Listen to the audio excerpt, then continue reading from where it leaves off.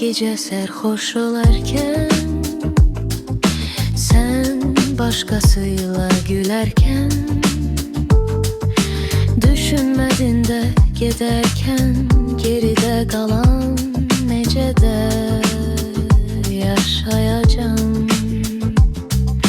Her gelen fəsil yağan yağış, gözleme bəxtinlə barış.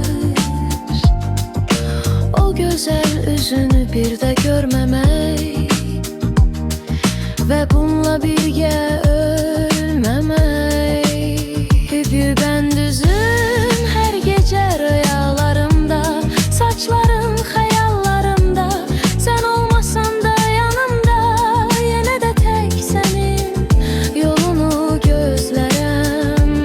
Getdin sənə görə doğrularımla, oynadın duyğularımla, amma ki yenə də peşman olaraq bir daha geriyə əsla dönməsən.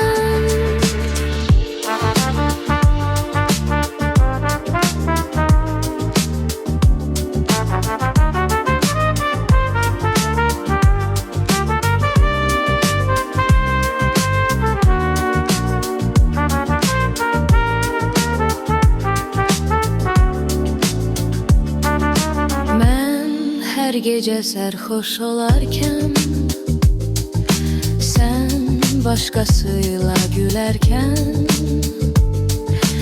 düşünmedin de giderken, geri gider alan necede yaşayacağım.